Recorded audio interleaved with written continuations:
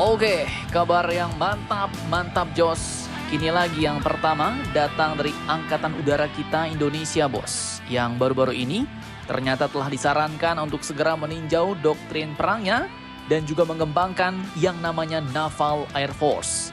Artinya kekuatan udara dari Angkatan Laut, bos. Hal ini pun katanya belajar dari Perang Pasifik dan kita katanya bisa mencontoh konsep operasi USMC, yaitu United States Marine Corps Aviation. Nah, lantas pertanyaannya, bagaimanakah itu konsepnya Naval Air Force yang disarankan? Alutsista apakah yang diperlukan? Setelah ini kita kupas. Kemudian nanti kabar kedua datang dari perang dagang Amerika-Indonesia, bos. Di mana Indonesia ternyata kemarin telah diminta untuk tidak melawan Donald Trump. Dan mantapnya, Amerika pun kini akhirnya menunda hantaman tarif kepada Indonesia dan kini Indonesia pun dikabarkan bakal menggenjot impor produk-produk Amerika. Nah, pertanyaannya produk-produk apakah itu? Penasaran beritanya? Cus! Mari kita kupas berita lengkapnya satu per satu, bosku.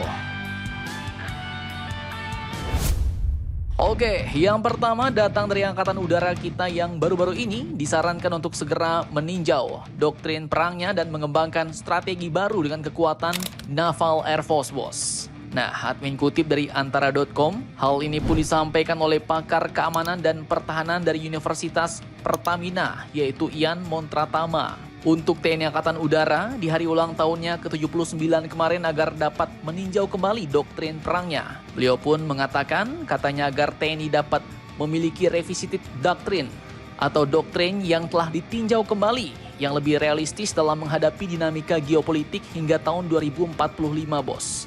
Di mana dengan peninjauan ulang doktrin perang TNI Angkatan Udara, ia pun berharap ke depannya TNI Angkatan Udara dapat memiliki Naval Air Force yang bertugas di wilayah kepulauan.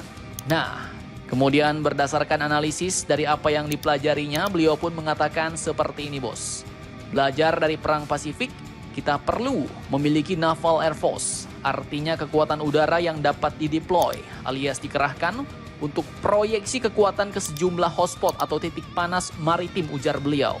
Kemudian lanjut, beliau katakan TNI Angkatan Udara juga perlu mempertimbangkan adanya sejumlah pangkalan aju dan kapal induk yang dioperasikan oleh TNI Angkatan Laut. Nah, terkait Naval Air Force, hal ini pun katanya bisa mengambil contoh konsep dari Naval Air Force Amerika, bos. Beliau katakan, jadi mirip konsep operasi USMC atau United States Marine Corps Aviation, pesawat yang mengoperasikan TNI Angkatan Udara. Kemudian untuk kapal induk yang mengoperasikan adalah TNI Angkatan Laut, ujar beliau. Nah, jadi kesimpulannya dapat admin kutip, konsep Naval Air Force ini pun adalah Angkatan Laut yang mampu membawa kekuatan udara dalam operasinya, bos. Bahkan itu bisa saja termasuk jet-jet tempur dan konsepnya dapat mengambil contoh USMC Aviation. Mantap, Jos. Apakah kalian setuju dengan konsep ini dan bagaimanakah sebenarnya rencana TNI Angkatan Udara? Oke, terkait rencana TNI Angkatan Udara, jadi memang sebelumnya Kepala Staf TNI Angkatan Udara Kasau Marskal TNI Muhammad Tony Harjono di Jakarta pada bulan Februari lalu, seperti video admin terdahulu, beliau memang pernah mengungkapkan akan mengubah doktrin TNI Angkatan Udara, yakni Swa Buana Paksa, mau diubah dengan doktrin terbaru, bos. Di mana untuk doktrin yang terbaru nanti katanya akan mengakomodasi tak hanya jet-jet tempur, pesawat-pesawat udara, tapi juga akan mengakomodasi operasi udara tanpa awak alias drone. Kemudian penggunaan teknologi cyber hingga radar yang nanti jauh lebih baik dibanding radar yang sekarang. Dan untuk saat ini memang belum diketahui bagaimanakah doktrin terbarunya, namun diharapkan perubahan doktrin Swa Buana Paksa ini dapat selesai pada tahun 2025 ini, bos. Beliau mengatakan perubahan doktrin ini pun menekankan pada akomodasi kemampuan pesawat yang dimiliki TNI Angkatan Udara. Di mana mungkin akomodasi kemampuan pesawat ini pun maksudnya adalah kesiapan atau kapabilitas kemampuan TNI Angkatan Udara untuk menggelar kekuatan udara dengan cepat di wilayah tertentu. Dan memang salah satu hal yang dapat mendukung kemampuan ini adalah dengan adanya konsep Naval Air Force, bos. Jadi Angkatan Laut yang dapat membawa kekuatan udara di wilayah-wilayah tertentu dengan efektif Salah satunya dengan membawanya menggunakan kapal induk. Dan jika mengikuti konsep Amerika, USMC, United States Marine Corps Aviation, maka konsep ini nantinya armada kapal induk beserta kapal kombatan dan pendukungnya akan dioperasikan oleh TNI Angkatan Laut, sedangkan armada pesawat-pesawatnya, baik itu jet tempur maupun helikopter-helikopternya bakal dioperasikan oleh TNI Angkatan Udara. Nah, bagaimana menurut kalian? Apakah cocok hal ini dilakukan di Indonesia? Silahkan kalian cocor-bacor di kolom komentar.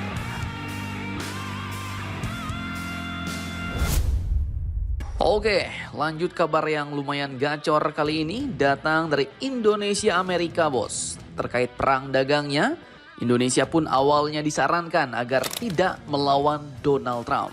Nah, hal ini pun disampaikan oleh Ketua Dewan Ekonomi Nasional atau DEN, yaitu Bapak Luhut Binsar Panjaitan, yang menyarankan agar Presiden Prabowo Subianto tidak melawan atau melakukan retaliasi terhadap kebijakan tarif dari Presiden Amerika Donald Trump.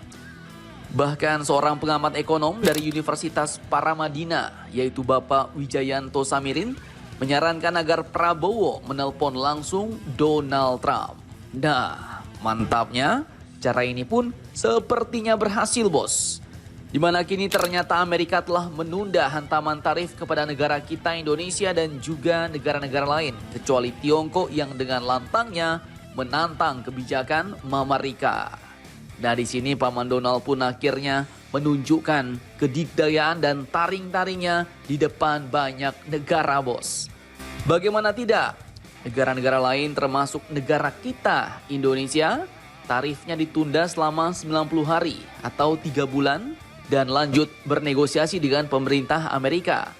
Sedangkan Tiongkok dihantam habis-habisan. Donald Trump pun mengumumkan semua negara yang tidak membalas tarif Amerika akan menerima penangguhan hukuman dan hanya menghadapi tarif Amerika menyeluruh sebesar 10%. Nah, mantap Jos nih. Sepertinya strategi kita untuk tidak melawan dan melakukan negosiasi ini sudah benar, bos. Bayangkan kalau kemarin Indonesia lebih mementingkan emosi, tiba-tiba juga ikut agresif dan berusaha untuk menaikkan tarif dagangnya dengan Amerika. Nah, bisa-bisa pajak kita pun dinaikkan juga makin tinggi pula sama Amerika, ya kan? Pasalnya Sekretaris Pers Gedung Putih yaitu Caroline Leavitt mengatakan bahwa Donald Trump telah menaikkan tarif terhadap Tiongkok. Ketika Anda memukul Amerika Serikat, Presiden Trump akan membalasnya dengan lebih keras, tegas beliau. Cukup Hamsyong. Dan kini rencananya negara kita Indonesia pun bakal meningkatkan impor dari Amerika, bos. Presiden Prabowo mengatakan ada beberapa komoditas atau produk asal Amerika yang volume impornya bisa ditambah. Misalnya gandum, kapas, hingga minyak dan gas. Beliau katakan apa yang kita butuh dari Amerika? Kita butuh LPG 9 miliar US dollar. Kita butuh BBM, kita bisa impor lagi. Kita butuh alat teknologi. Kedelai kita butuh dari mereka, gandum, apalagi kapas dan pesawat terbang, ujar Pak Prabowo Subianto. Nah, jadi intinya strategi Indonesia kali ini adalah dengan menaikkan jumlah impor barang dari Amerika agar neraca perdagangan Amerika tidak terlalu defisit dengan Indonesia, bos. Harapannya ya, mudah-mudahan strategi kita berhasil dan tarif Amerika ke Indonesia tak jadi naik ya, bos, dan tetap 10% atau bahkan 0%. Nah, jadi bagaimana menurut kalian tentang hal ini? Jangan lupa komentar, tetaplah kalian barbar dan jangan santuy terus.